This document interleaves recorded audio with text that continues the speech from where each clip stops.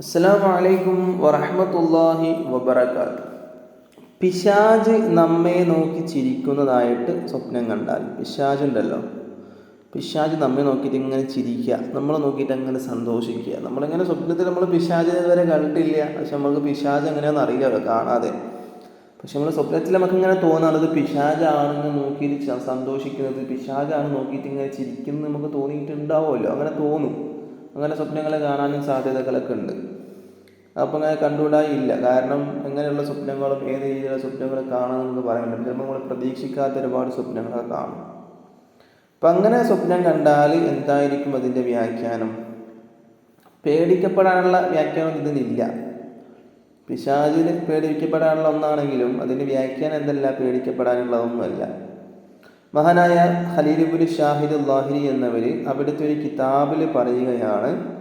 എന്താണ് പറയുന്നത്? ഒരാൾ ഇബ്ലീസ് സന്തോഷിച്ചു ചിരിക്കുന്നതായിട്ട് എന്താണ് സ്വപ്നം കണ്ടാൽ അതിൻ്റെ വ്യാഖ്യാനം കണ്ട വ്യക്തി ഇച്ഛകൾക്കനുസരിച്ച് ജീവിക്കുമെന്നാണ്. മനസ്സിലായില്ലേ? ഇച്ഛകൾക്കനുസരിച്ച് ജീവിക്കും. പേടിക്കപ്പെടാനില്ല എന്ന് പറയുമ്പോൾ വലിയ ഉള്ള സംഭവം തന്നെ. പക്ഷെ അത് ദേഹേച്ഛകളോട് ഇച്ഛകൾ പറയുന്നതായ രീതിയിലുള്ള പോലെ എന്താ അങ്ങനെ നടക്കുന്ന ദേഹേച്ഛകൾ ഉണ്ടാവുമല്ലോ, അങ്ങനെ മനസ്സിനെ തോന്നിപ്പിക്കുന്ന കാര്യങ്ങളും ചെയ്യും. അപ്പോൾ അതെന്ന് പറയുമ്പോൾ പേടിക്കപ്പെടാനൊന്നുമില്ല. പക്ഷെ എന്താണ്, ഒരു മോശമായൊരു വ്യാഖ്യാനം തന്നെയാണ് അല്ലേ? പേടിക്കപ്പെടാനുള്ള വലിയ വലിയ വ്യാഖ്യാനമൊന്നും അല്ല. എന്നാലും അവൻ ഇച്ഛകൾക്കനുസരിച്ച് അവൻ ജീവിക്കും എന്ന് പറയുമ്പോൾ അവനിക്ക് എന്താ തോന്നുന്നത് അവൻ ചെയ്യും എന്നാണ് ഇതിലൂടെ നമ്മൾ എന്താക്കേണ്ടത് മനസ്സിലാക്കുന്നത്.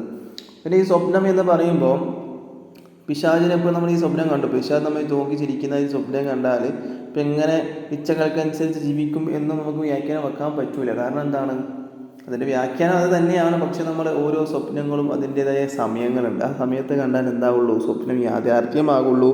അതിൻ്റെ വ്യാഖ്യാനം എന്താവുള്ളൂ, യാഥാർത്ഥ്യമാവുകയുള്ളൂ.